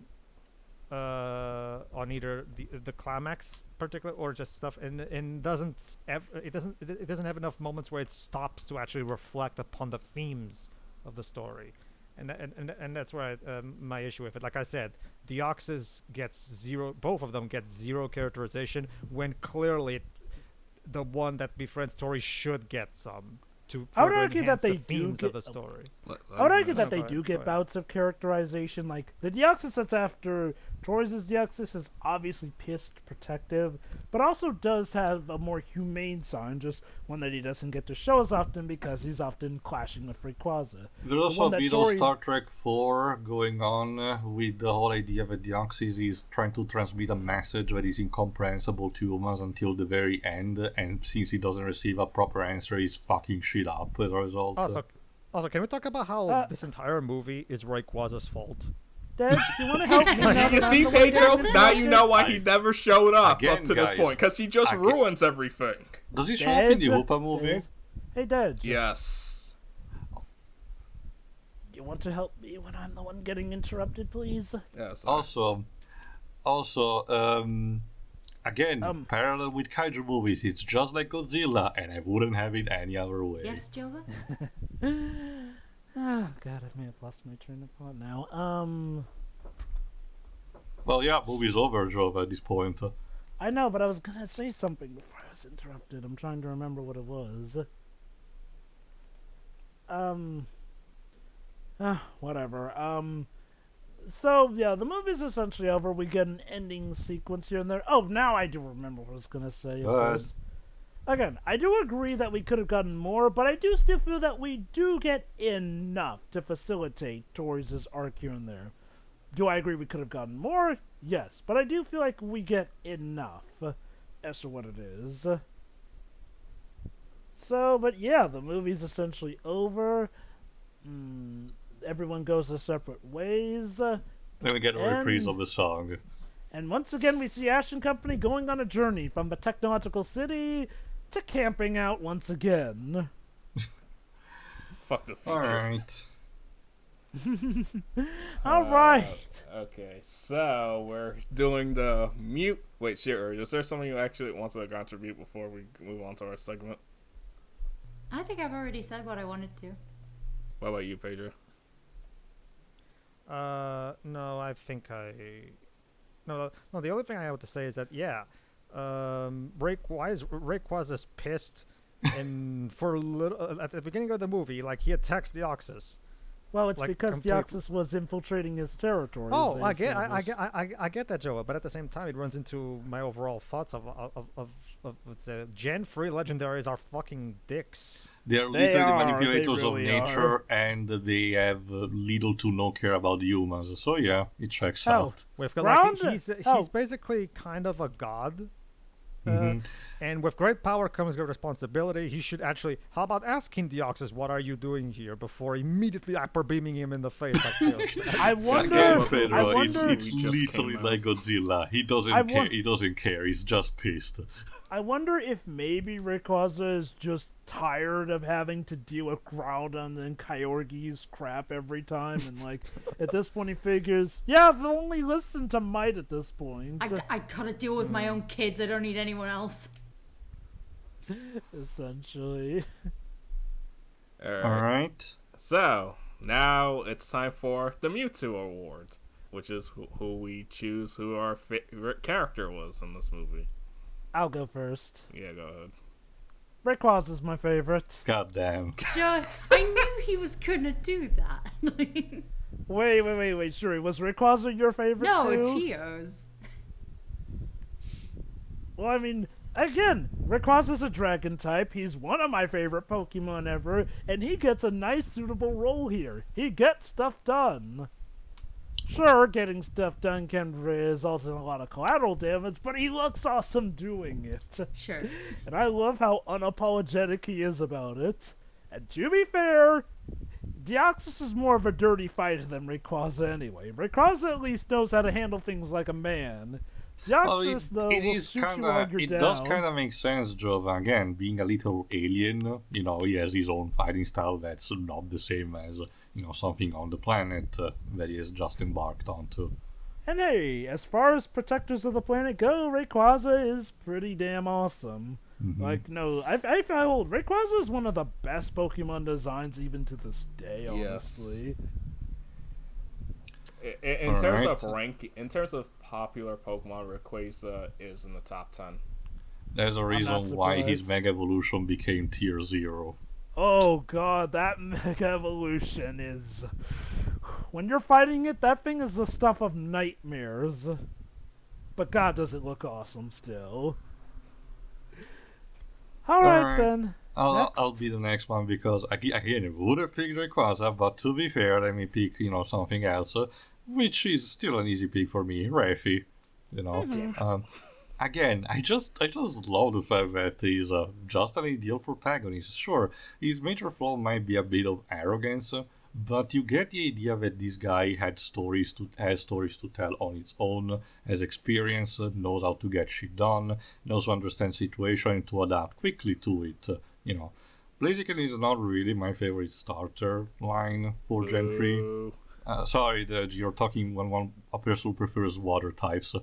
I mean, they're all good, to be fair, so that's fine. But again, Raffi, I get the idea. Raffi is a bit of an ensemble dark horse for me, so definitely I'm getting him for this spot. Next. Yeah, who wants to You go? right? Sure. I mean, you picked all the good ones. like the really good ones. So,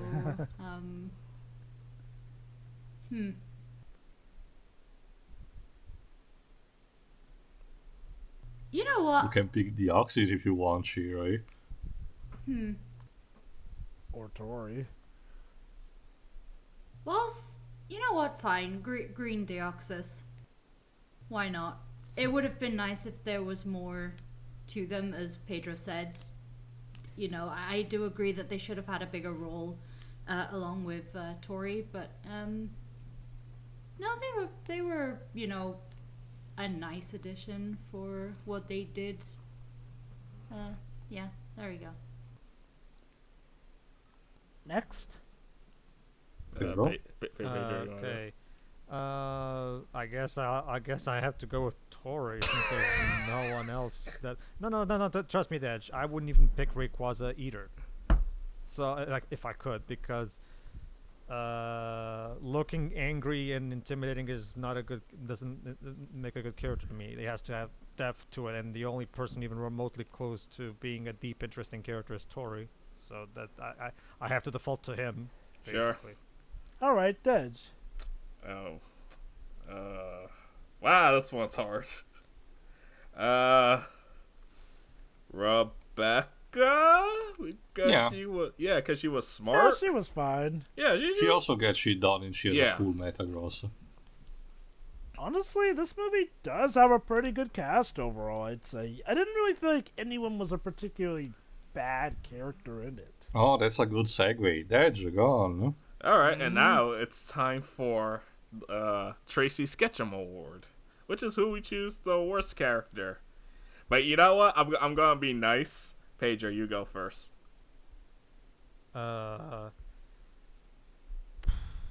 That's the thing. There's not a particular character in this. I guess Rayquaza. Yeah, I'll go for Rayquaza as my Ooh. worst character because. Well, the- it is true. It is still his fault. Yeah. this whole yeah. movie is his fault because he's just pissy, and he's just pissy. Like, and yeah, like that you said, no wonder you haven't been in the movies up until this point.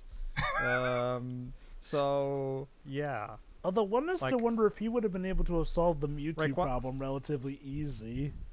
Rayquaza. Well, yeah. When you get right down to it, Gen 3 is basically the Pokemon equivalent of the Greek gods. Yeah. So basically, yeah, and not even fun kind of assholes like in God of War. They're just kind of the Rayquaza is just a frustrating asshole who's They're just little "Dude." manifestation of the nature in case of Rayquaza, the storm. So there you go. That see, don't worry. I can just pick Rayquaza because I actually don't like Rayquaza in this movie to be honest. Yeah. So yeah. Okay. Okay, I'll go next actually because my pick is very easy on this one. Hash. I was gonna say down. that. So damn, we stole my choice. I'm sorry. It's not entirely his fault, but this guy has at least for this movie, has the social skills of a fucking potato, and he's given the task of helping a kid stressed with PTSD against Pokemon. No wonder his friends have to do most of the work for him, because Ash fails spectacularly most of the time. He even almost gets into a fight for a problem that he caused, when Tori accidentally pushes him out of being afraid of his Pikachu, and Ash gets pissed off at that. Yeah, I didn't like that part. Yeah. true, yeah, that was a bit... To Okay, To be fair, honestly- again, the movie actually acknowledges that immediately, but it still say again, Ash's responsibility gets butt fucked in this whole movie. So I'm sorry. Yes, he manages to save the day in the end. Still at the very least. But gotta be honest, this is one of the worst incarnations of Ash I've ever seen. I'm gonna take the Chosen One storyline from Pokemon 2000s every day. Yeah, Sorry. it's almost like having a 10-year-old handle the care of another kid who's going through trauma is actually irresponsible from someone else. I mean, okay, to Lenz's credit, it's not like he put it specifically on Ash. It's more like he put it on the group as a whole, which was probably a good decision because Brock was the one who actually got it better started, but yeah. But yeah, that's me. Next. I'll go next. Munchlax. Damn it! How dare you? Eh. He sucks. How don't- dare It's you? not. It's not funny. It is really Okay, not. No. It's not Okay, funny, okay, but it doesn't annoy me either. So Okay, whatever. You Here's are the all thing. getting bound for Christmas. Okay, so here's the thing. I already have it. You're getting it again. Go on, Joe. Go on, So Joe. here's, Go on. so here's the thing about Munchlax. I'm not really annoyed or even hate him. I just feel he doesn't really contribute that much. Like, his most biggest contribution was that he acted as a stepping stone for Ash in the big climax. I mean, look, I don't even hate him. It's just that he's... Like I said, there's not really a bad character in this movie. It's more like a competition to me is more like just the one I like the least. And, well, that's Munchlax. Again, Sure. I don't even hate him. He just kind of didn't contribute much. Well, That's all. Sure. Go on, Shiro. well, I did just think of one, so I'm gonna say the professor, Tori's dad, because Lund. okay, we see his assistant be more proactive when it comes to the science stuff. We don't really see him doing a lot of that. So, aside from the beginning of the movie with some minor interactions and a bit at the end where he's trying to save Tori and everyone, he doesn't really take a proactive role in his own child's, recovery at all. And again, we don't really see him doing any of the science stuff all that much. So, like, where is he throughout the majority of this movie? Drowning in a water lake. I mean, but before all that was towards the end. There was an entire middle part of the movie he just wasn't present at all, and it's okay at the beginning when he comes down to see Ash and Tori after the match. That you are given some indication that he does care about his son, but then I don't know, he's off having lunch for the rest of the movie. I don't know where he is. Yeah, that's my see that's why I'm harsh on this movie, because because I noticed that what is something that is such a serious issue like trauma, like PTSD, like you guys put it, and it's not being handled with the care that it deserves and should get. Because like I said, why is the father not involved more in this? Why is his friendship with Deoxys not being used as a great way to help with said process? Like, it's just like I pretty much everything have is handled already given my rebuttals to it, but I do acknowledge your opinion on that. And I agree with Pedro on this one. Again, there's that there really is a hint of neglect because of those exact reasons. Mm-hmm. But no, that's my explanation for that pick. So that leaves you, Dej. Team Rocket. Yeah, Because they didn't do anything. and they're also not They helping. powered the city. Howard. I was They gonna helped say power the May city. or They Brock. literally have one joke. They're hungry. I was gonna say May or Brock or Max because they were also kind of pointless in this movie. Jessie is in full gremlin mode in this movie. I don't know what happened. Damn She straight is she feral. Yeah, but she's hot, so it's fine. I guess to be fair, she's hungry. Of like, course. almost anyone can get moody when Sure. they're hungry. Sure. I can attest that Dad has top tier taste in waifus, so please don't diss him on that. Oh, really? Okay. What are your credentials on Do you that, compare Tio? lists or something? Watching what he posts on Twitter. Oh. That explains a lot. Stay away from my likes. Anyway. Yeah, next section. All right, now it's time for favorite scene. Pedro, you go first.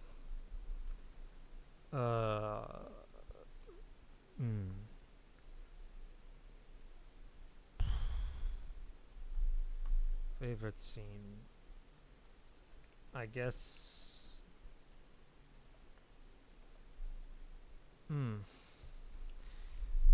I guess I guess the scene at the beginning, because the fight between the first fight between Deoxys and Rayquaza, because it looked good.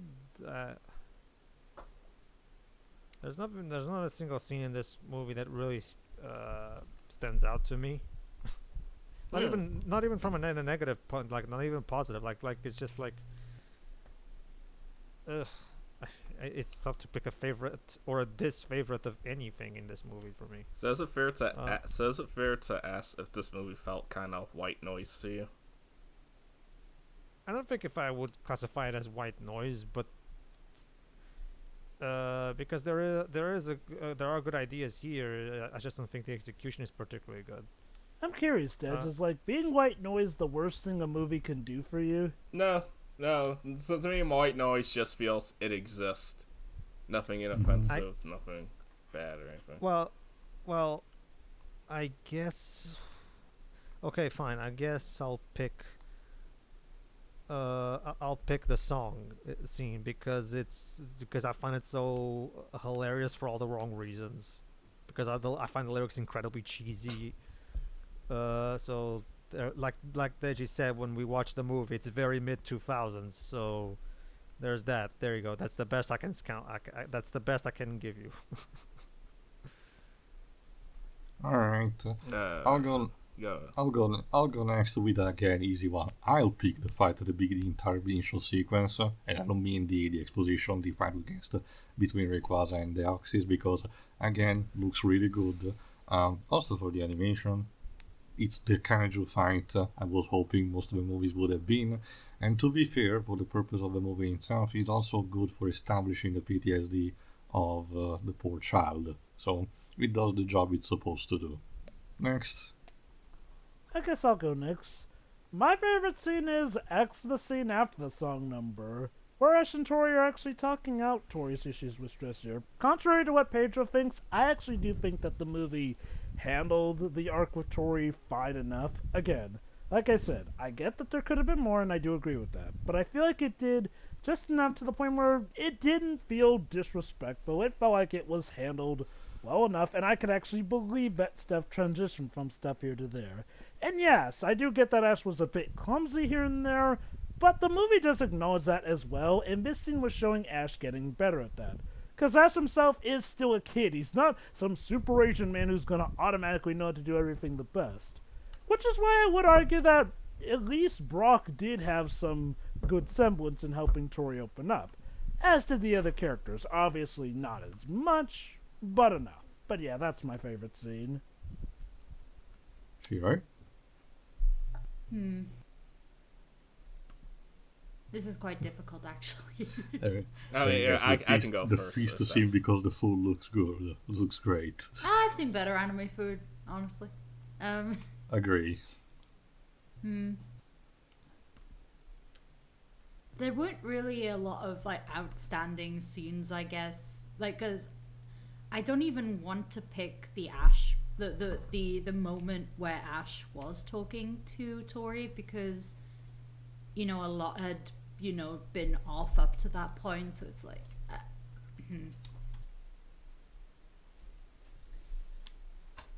All right, you know what? Anytime the rabbits are on screen, I appreciate that. Rabbits. Nice. Hey, they're actually helpful and have some of the best interactions in this movie. So You got good taste, sure. No, I'm like, what rabbits? I'm done. She's talking about Minun and Plusle. Oh. they're rabbits. I thought they were mice. No, they're No, bunnies. no, Oh. they're rabbits. They're bunnies. Oh. Yes. I mean, Because still they're rodents knockoff like Pikachu, so yeah. that's, Mhm. yeah. Well, rabbits are still considered a form of marsupial rodent, so there you They have go. their own species, Lagomorpha, but yes. Yeah. This is true what Joe said. But yeah. Now everyone knows I'm an idiot. There, Des. We'll help you get through it. Go I'm on, so Joe. glad I Feel have it. you guys in my life. No, I'm done. Except Tio, he knows what he did. Dad, what's your favorite Who's scene? next? Okay, the platforming scene that Ash and Pikachu did, because like, Yeah. now I want a Pokemon platformer. Is that of the Hobbit, the Battle of the Five Armies reference? Huh. I forgot about that scene. Yeah, that was fun. So it's just like, now I want a Pokemon puzzle platformer, where your Pokemon just guides you to a platform. Mm-hmm. So like, yeah, that could work. Mobile only. Monkey's paw. Alright, now it's time for least favorite scene. This one will be easy for me. Yeah, go ahead. Yeah, the battle scene between Ash, Tori, Rafe, and Sid. Like, I'll admit here, as far as Pokemon battles go, it's kind of a wash given the bad matchup and the fact that one of the people there literally can't train here. I do know that it's meant to establish Tori's fears to Ash well enough, and it's supposed to help start his arc, but I'll admit, it kind of does feel like a bit of a lame Pokemon battle. I get that that's the point. It's just that I kind of would have rather gotten to see a proper battle with Ash and Wraith. So, yeah. At That's some my point, favorite like, scene. rewatching this, I'm convinced at one point Rafe was meant to be Brendan. Really? I don't know. Somebody just Actually- screams that. Actually, that according to the Pokemon Wiki, which it could mean literally Bulbapedia. anything, Bulbapedia. Well, Bulbapedia's Rafe's normally model, Rafe's well-checked model on is stuff. based on one of the ace trainers from Gen 3, from Greenleaf and Fire Red. Okay. I actually can see that. And to be fair to Bulbapedia, okay, look, honestly, to be fair to Wikipedia in general, nowadays it's a lot better at, keeping its stuff straight. Maybe with, say, certain fan wikis, but no, Bulbapedia is up there with the original Wikipedia and having its stuff fact-checked these days, I'll give it that. I mean, there's a reason colleges are finally letting students use Wikipedia for sources now. Mm-hmm. Alright. But, yeah. Who's next? I guess I can mention for me that my least favorite scene is the portion of the climax when the AI goes rogue by accident. It's isolated on its own, it's technically fine, complete with its resolution and everything, but it makes the climax too bloated in my opinion and adds an element that wasn't really needed for it, and could have been spent for something better, either character development like Pedro said, or actual more kaiju fighting. So it feels more like a waste of a good concept than anything. Next. Did you already go? No. No. Pedro, you go next. Least favorite scene. Okay, I guess.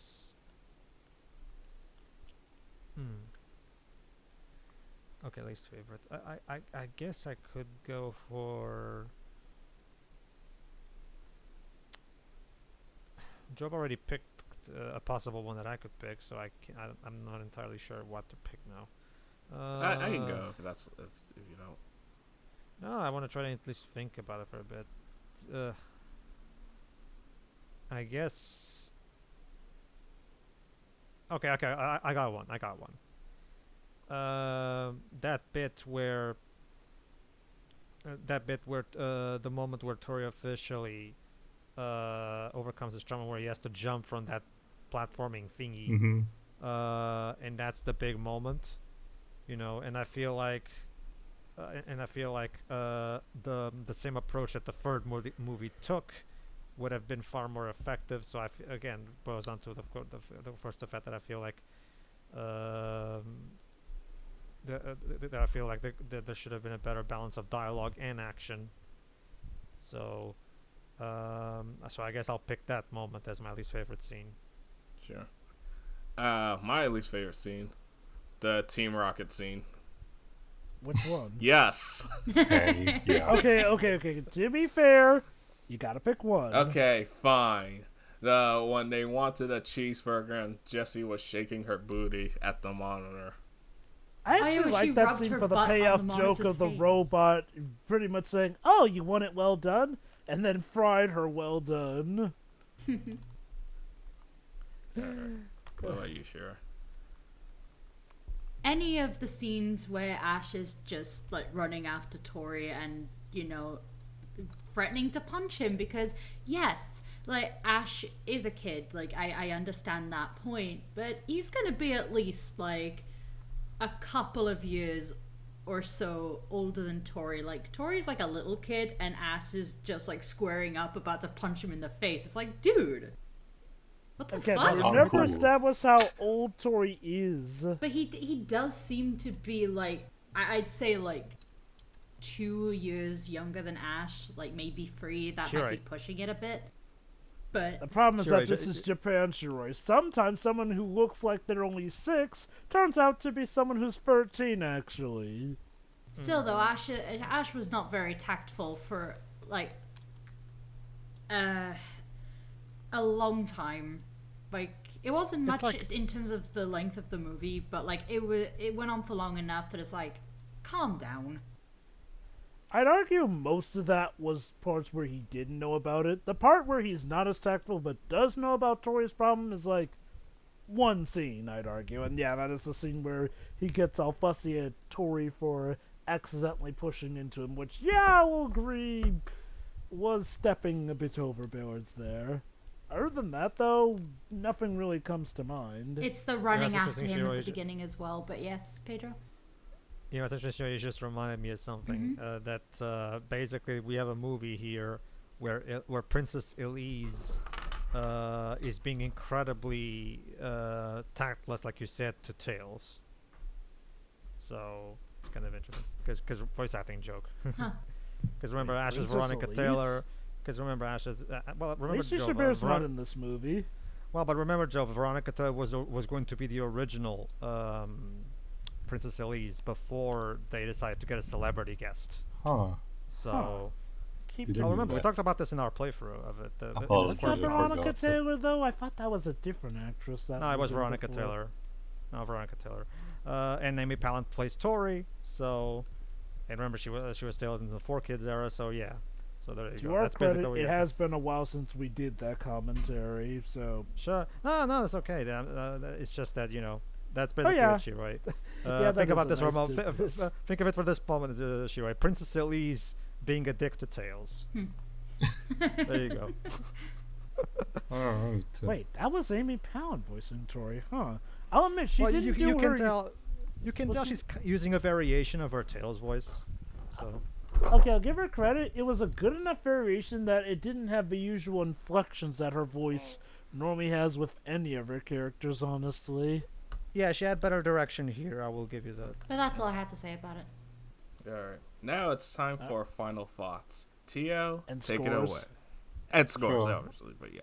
Sure. I'll be quick anyway. This is a movie that has good ideas, but it just tries to have a cake and eat it too. It tries to be a kaiju movie, but suffers from the number one problem of a kaiju movie: too much focus on the human character and less about the monster fighting. It tries to be an emotional movie about a kid trying to overcome PTSD, but suffers from the typical promise of that, as in superficial way of handling it, and the focus being shifted to someone else.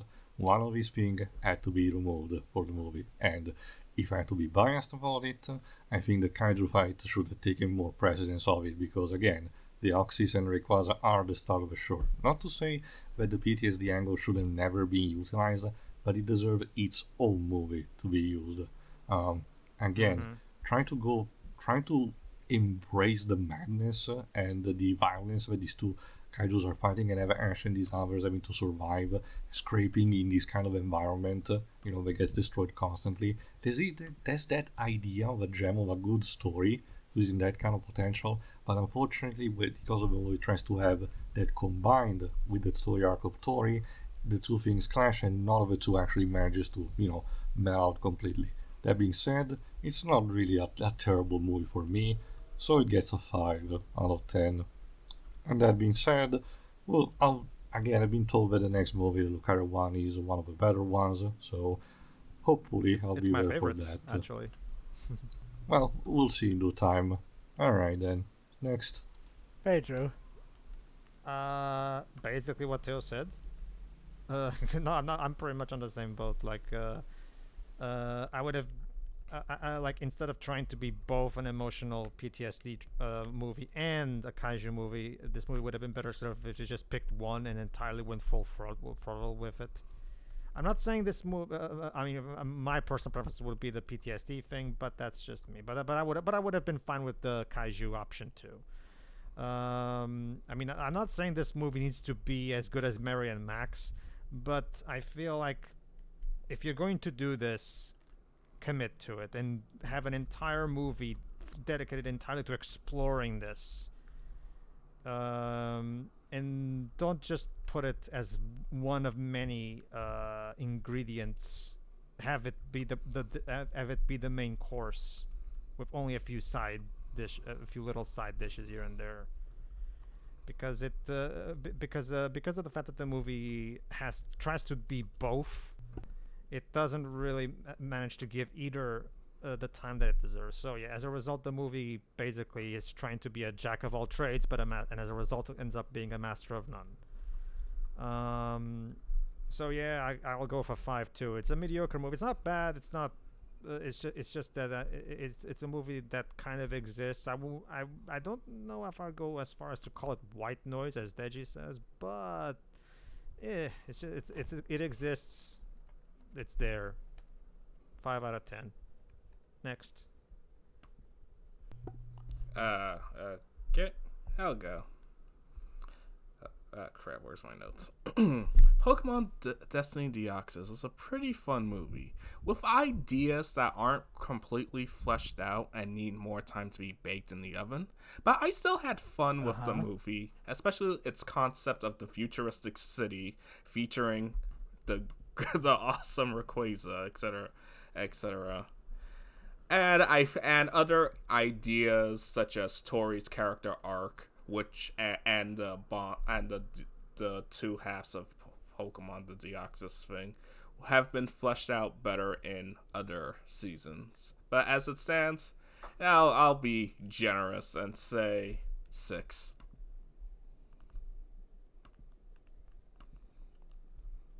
Okay then. Yeah. So, who's next? You're Jova. I guess I'll go next.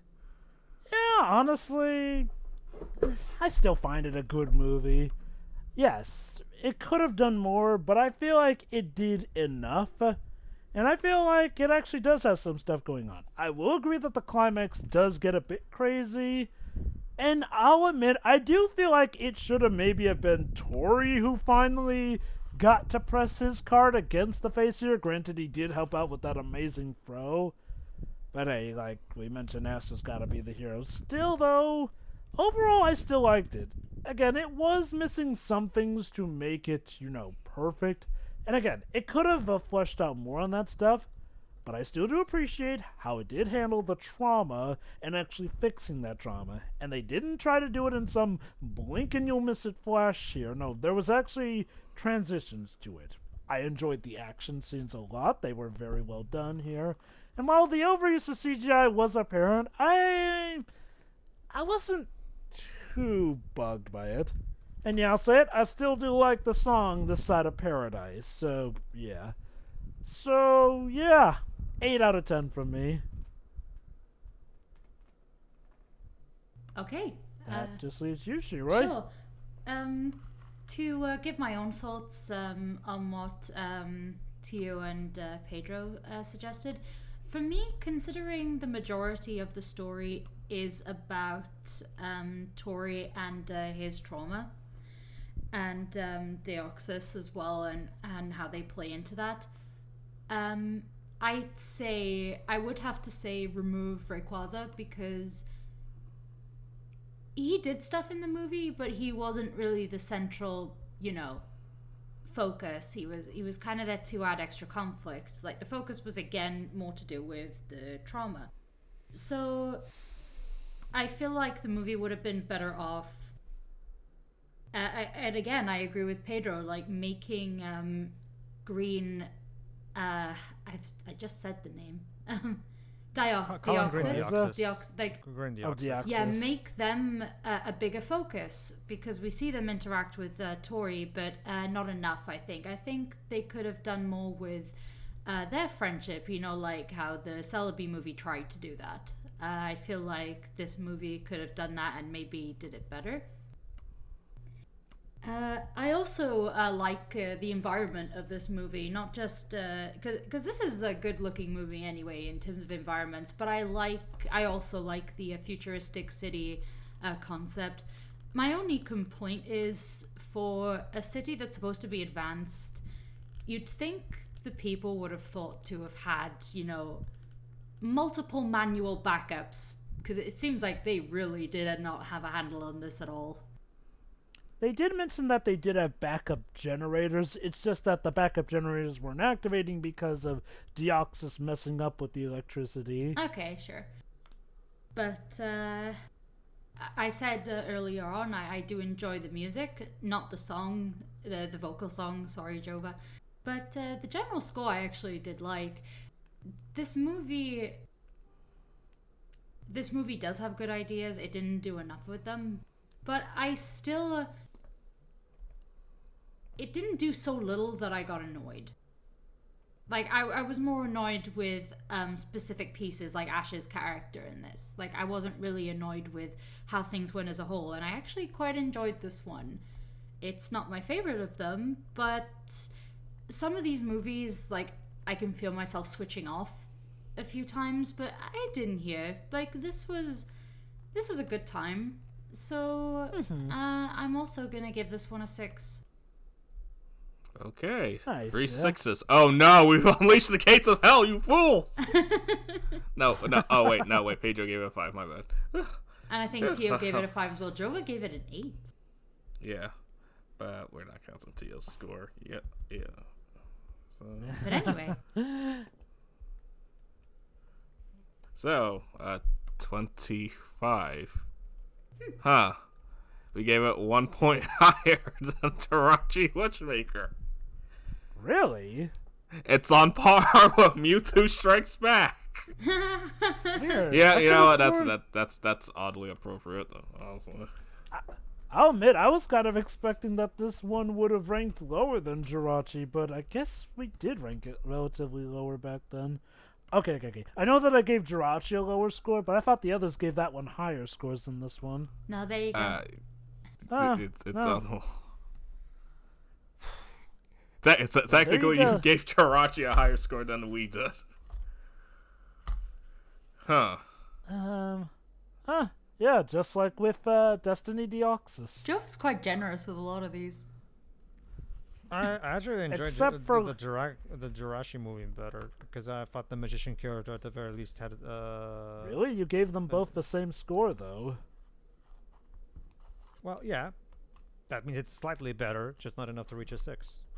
Fair enough. And remember, fair we enough. can That be- we're gonna maybe amend scores towards the end of these anyway. So Oh, I so far have not really had to amend any of my scores, and hey, yes, I can be generous. I can also be very, very harsh, much to Deji's surprise, with that one movie. I Thunder. can't wait till 2 movies from now because it's gonna be glorious. What? The Ranger movie? Or the Mastermind of Mirage? Mastermind Mirage. I gave that one a 2. The reason I'm I harsh is gave it a because 2 as well. But go on. well, the reason I'm harsh is because the third movie raised the bar for these movies, and up until now, up until the 8th one, none of these movies really seem to try to hype for that bar. I'd argue this one did, as did Jirachi as well. I mean, look, like I said, I consider Jirachi, Destiny, and Lucario good movies. Maybe not all as good as Spell of the Unknown, but it does feel like they are legit trying, and more or less succeeding, I would say. Especially with Lucario. Like, come on. We can at least agree Lucario is the culmination of something glorious and wonderful. And with that, No, oh, no. I've already said that Lucario is my favorite Pokemon movie. It's the best of the movies. I like it even better than Free. And with that, does anyone have anything else they'd like to share with this movie? Nope. I Not mean, really. you know what? Yeah, honestly, it's a movie from my childhood, but I'm glad to have seen that it aged relatively well, warts and all. Like, I was so worried that this was gonna be a movie that I grew to dislike because it's just aged badly for me, but nah, I was pleasantly surprised. And that song is still awesome. I mean, you're still wrong on that front. But since I wrote the blurb for our next movie, so Shira read. Oh, okay. Our short vacation to the Hoenn region is over, so now it's back to Kanto. No, really. This time, Son Goku joins party and his aura of powers. Also, Mew is in this. it's time for what's considered to be the best Pokemon movie among fans, Lucario and the Mystery of Mew. Stay tuned. Yay! Yeah! We're done. Now we're tuned gonna for get into the fun Stay stuff. tuned. Stay tuned for the next episode of Pokemon. Silver Screen Conference. Yeah. Yeah. Don't miss it. Have fun! Da-da-da. Yay.